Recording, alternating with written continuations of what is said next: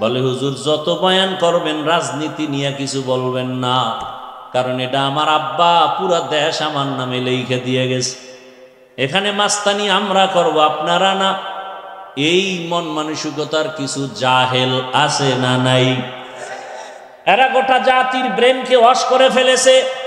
বলে আগুন আর পানি যেমন আলাদা, এক হওয়া সম্ভব না। ঠিক ইসলাম আর রাজনীতি আলাদা, রাজনীতির মধ্যে ইসলাম এক হতে পারে না। আমি বয়ান করি আল্লাহকে খুশি করার জন্য, বয়ান শুনি আল্লাহকে খুশি করার জন্য, ঘুমাই আল্লাহকে খুশি করার জন্য, খানা খাই আল্লাহকে খুশি করার জন্য।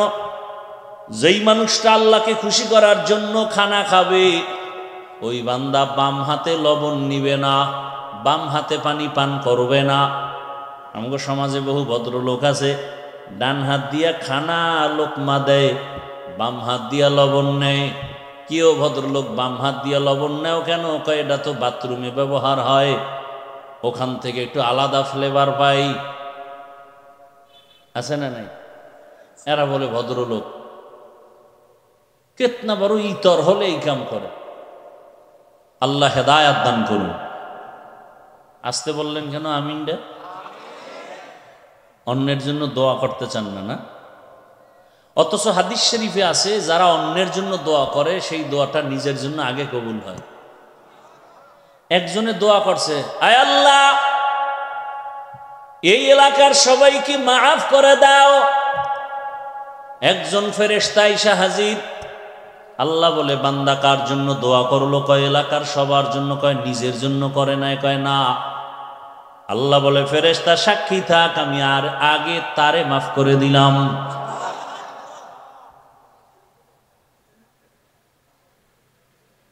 দোয়ার মধ্যেও এখন ঝামেলা। জুমার দিন ইমাম রে কয় হুজুর আমার আব্বার জন্য দোয়া করিয়েন। মনে মনে নিয়ত করছে 1000 টাকা হাদিয়া দিবে।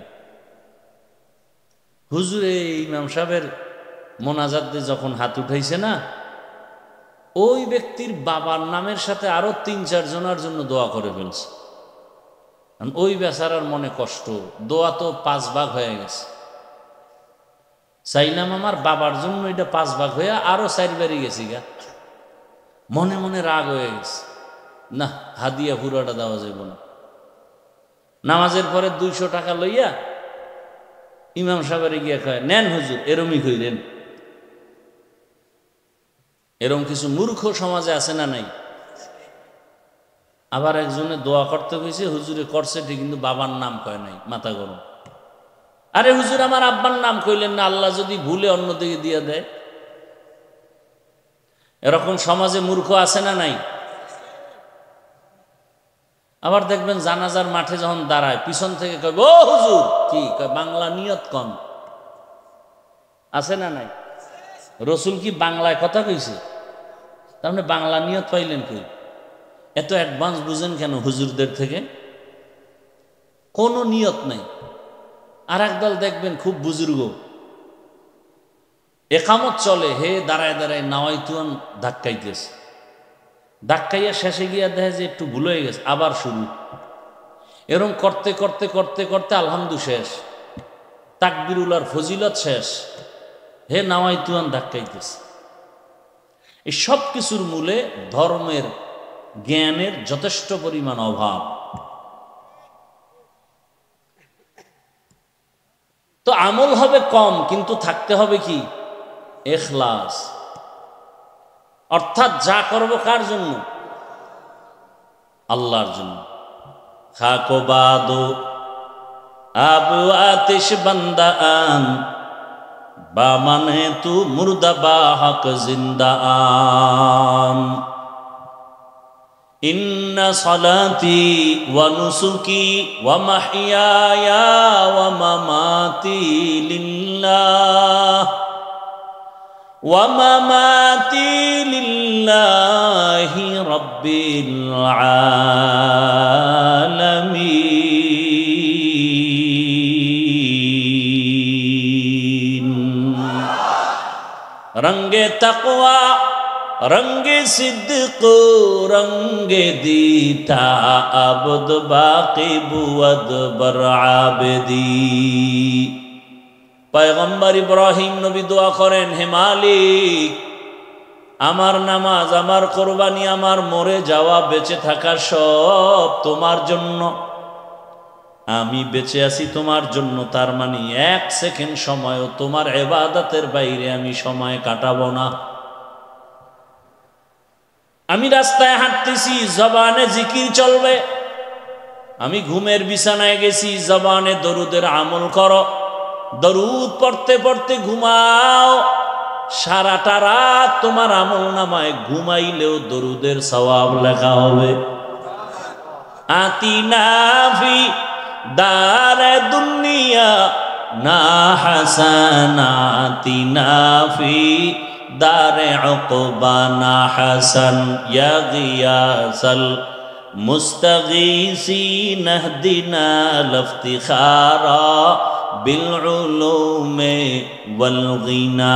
হর গড়ি দে नेको तू तैयार है, जो न मांगे उससे तू बेजार है। হে রসুল, আপনি বলে দেন যারা আমার সাক্ষাৎ চায়, মোলাকাত চায়, যারা চায় না তাদেরকে না, যারা চায় তাদের জন্য কর্মসূচি 2টা। বলেন, আপনারা আল্লাহর সাথে মোলাকাত চাননি? আপনাদের জন্য কর্মসূচি 2টা, একটা ইতিবাচক আর একটা নেতিবাচক। 1 নাম্বার কর্মসূচি, নেক আমল করো। 2য় কর্মসূচি, শিরিক থেকে নিজেকে বাঁচাও। নেক আমল, আমল মানে কাজ। আমল আবার 2 প্রকার, বদ আমল আর নেক আমল। গুনাহে সগীরা কবিরা, কুফর, শিরিক, বেদাত, এগুলো সব হলো বদামল। ফরজ, ওয়াজিব, সুন্নত, মুস্তাহাব, এগুলো নেক আমল। বদ আমল আবার 2 প্রকার, ফাহশা আর মুনকার। ইন্নাস সালাতা তানহা আনিল ফাহশাই ওয়াল মুনকার ওয়া লাযিকরুল্লাহি আকবার।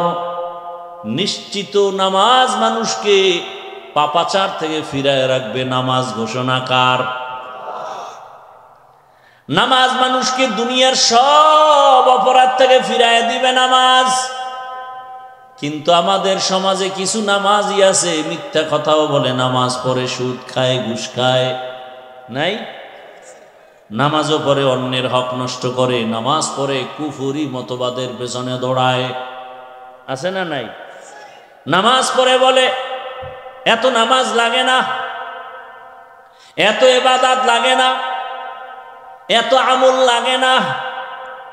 হুজুরের কলিজা দিয়া ভালোবাসে, টাকা পয়সা দান করে, হাদিয়াও দেয়, কিন্তু হুজুর যদি একটু সুদের ওয়াজ করে মাথা গরম। হুজুর যদি একটু ইসলাম নিয়ে কথা বলে, রাষ্ট্র নিয়ে কথা বলে, মাথা গরম। আছে না নাই? বলে হুজুর যত বয়ান করবেন রাজনীতি নিয়ে কিছু বলবেন না, কারণ এটা আমার আব্বা পুরা দেশ আমার নামে লিখে দিয়ে গেছে। এখানে মাস্তানি আমরা করব, আপনারা না। এই মন মানসিকতার কিছু জাহেল আছে না নাই? এরা গোটা জাতির ব্রেনকে ওয়াশ করে ফেলেছে।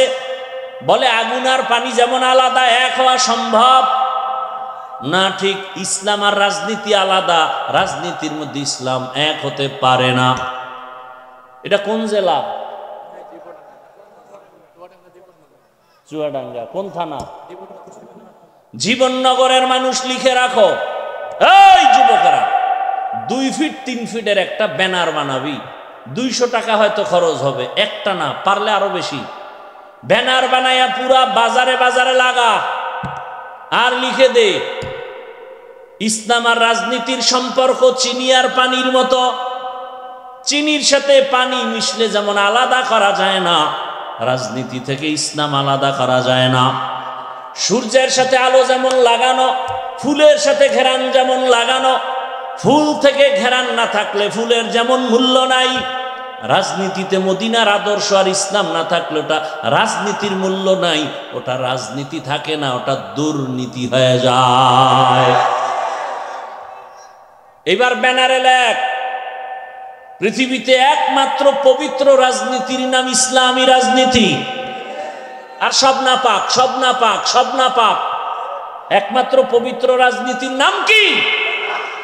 এবার আল্লাহ আকল দিছে, আকল, বিবেক। বেঈমানি কইরেন না, মানেন আর না মানেন, সত্য কথাটা স্বীকার করেন। এ ভাই, খুব বুঝার চেষ্টা করেন। একজনে নামাজ পড়ে না, তাকে গালি দেওয়া যাবে, তাকে আমি আগে সালাম দিব, কিন্তু যদি কেউ নামাজের বিরোধিতা করে তাকে ছাড় দেওয়া যাবে না। ব্যবধান আছে না নাই? যে নামাজ পড়ে না সে মুমিন, যে নামাজ পছন্দ করে না সে বেঈমান। যে দাড়ি রাখে না সে মুমিন, যে দাড়ি পছন্দ করে না সে বেঈমান। ব্যবধান বুঝেন তো? দাড়ি রাখে না, কিন্তু মনের মধ্যে কি আছে? ওই যে শুরুতে বলছিলাম, আফসুস। সুযোগ পেলে আর একজনে বলে দাড়ির দরকার নাই, বেঈমান। একজনে পর্দা করে না, সে মুমিন, আফসুস আছে। আর একজন পর্দার বিরোধিতা করে, সে কি? বেঈমান, তার ঈমান নাই। একজন ইসলামী রাজনীতি করেন না, কোনো দ্বন্দ্ব নাই, গালি নাই, কিন্তু ইসলামী রাজনীতির বিরোধিতা করলে আপনার সাথে কোনো ছাড় নাই। এবার আমাকে বলেন, সুলাইমান নবী গোটা দুনিয়ার রাষ্ট্র চালাইছেন, জানেননি? ঘটনা কোরআনে আসেনি? ভাই, সত্য কথাটা স্বীকার করেন। আপনি মুসলমান, এত টেনশন করেন কেন? কোথায় যাবেন? আল্লাহর জমিন ছেড়ে দেন। এত বাহাদুরি করেন, আল্লাহর দেওয়া সূর্যের আলো নিয়েন না। পৃথিবীর কোন সরকার কি দাবি করছে সূর্য আমার? একেবারে আদম থেকে শুরু করে আজকে পর্যন্ত কোন বেঈমান কি বলছে সূর্য আমার, চন্দ্র আমার? তাহলে বোঝা গেল সূর্যের মালিককে। আল্লাহরে যারা মানো না, সূর্যের আলো ছেড়ে দেয়। পৃথিবীর কোন বেঈমান, আল্লাহর দুশ্মন কি বলছে বাতাস আমার কথায় চলে? বলেন, সত্য কথা বলেন। বাতাস কার? পৃথিবীর কোন বেঈমান আল্লাহর দুশ্মন কি বলছে জমিন আমার, আসমান আমার? তাহলে জমিনে, আল্লাহর জমিনে থাকো কেন? মরো। আল্লাহরে এত ভাল লাগে না তো ছেড়ে দাও আল্লাহর জমিন। আল্লাহ হেদায়েত দান করুন। ইউসুফ নবী মিশরের অর্থমন্ত্রী ছিলেন, জানেননি? শুনেন নাই জীবনে? কোরআনে ঘটনা আছে না নাই?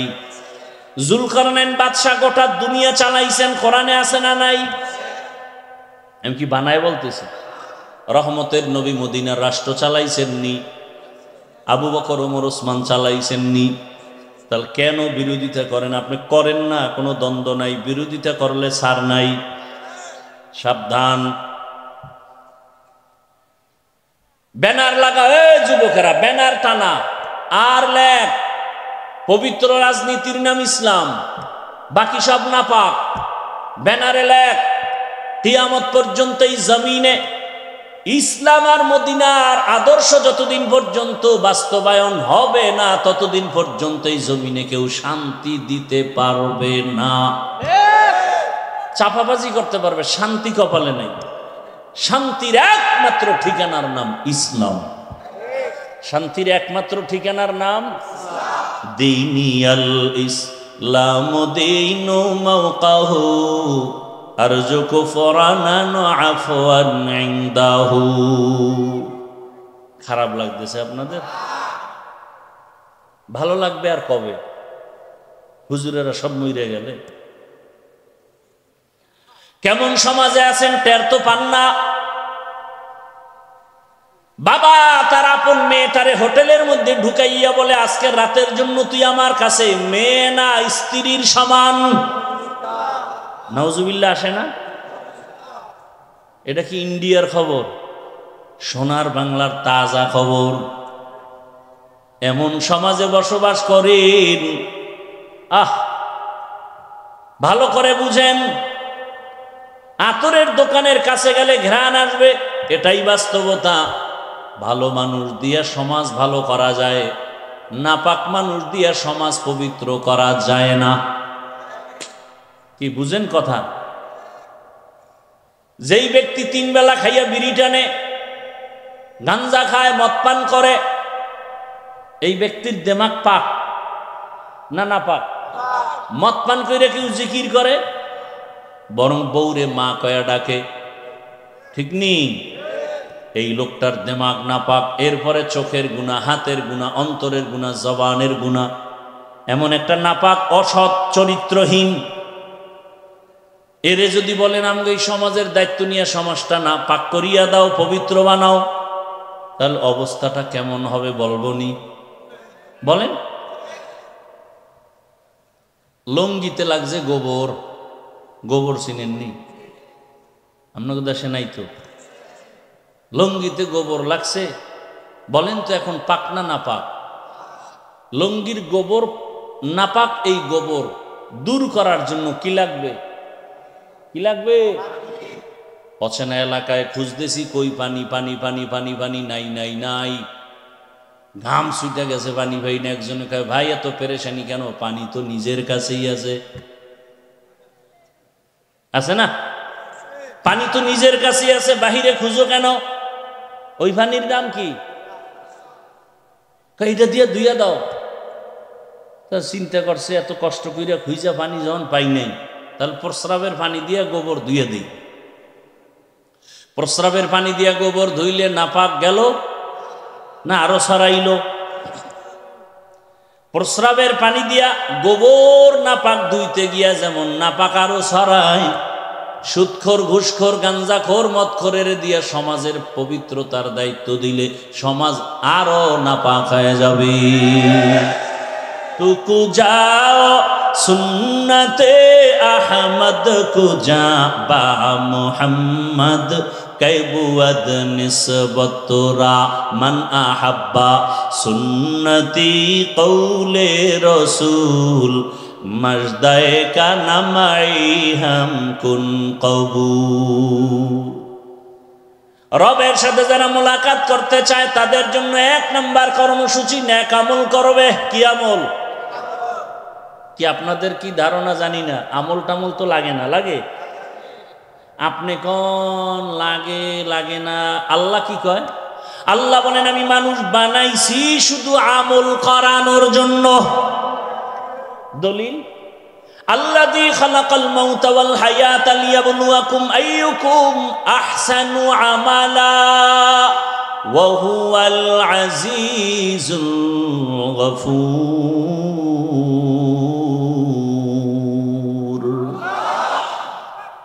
अमल से जिंदगी बनती है, जन्नत भी जहन्नम भी, ये खाके अपनी फितरत में न नूरी है न नारी। আমি আপনাদের পেশের কথা কম বলি, সহজে যেন সাধারণ মানুষ আমার বয়ান বুঝতে পারে, এজন্য সংক্ষেপ সংক্ষেপ ছোট ছোট কথা দিয়ে উদাহরণ দিয়ে বুঝাই। আমারে সহজে জবাব দেন সবাই, পেশগোছের কথা নাই, সহজ জবাব দেন তো। ইশরাক, আউয়াবিন, চাষ, তাহাজ্জুদ রসুল পড়ছেন? সাহাবায়ে কেরাম এই আমলগুলো করছেন? আপনি কি সাহাবায়ে কেরামদের থেকে বড় অলি হয়ে গেছেন? তা আপনারা কোন বেঈমানে বলল যে আমল লাগে না? কোন বেঈমান? আল্লাহ কায় আমলের জন্য পাঠাইছে। কোন আল্লাহর দুশমন আপনাকে কানের মধ্যে আওয়াজ দিল যে আমল লাগে না? অথচ যার যত আমল ভালো তার ইমানের পাওয়ার ভালো। কিয়ামতের ময়দানে যখন জান্নাতীরা জান্নাতে যাবে, এই কি সমস্যা? কি এখানে ডিস্টার্ব, ওইখানে ডিস্টার্ব, এত ডিস্টার্ব হলে কি ওয়াজ হয়?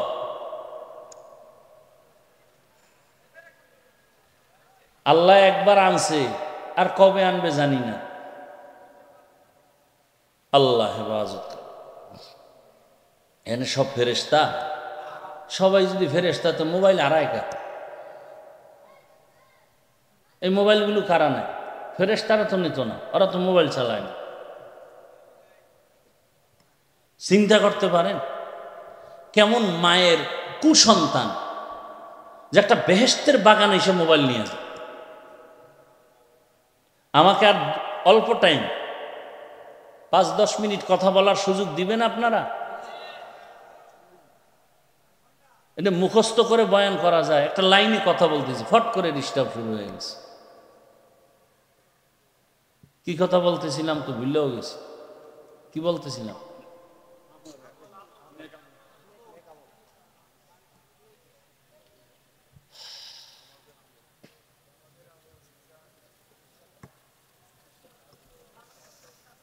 আল্লাহ পাক আমলের জন্য আমাদের পাঠাইলেন।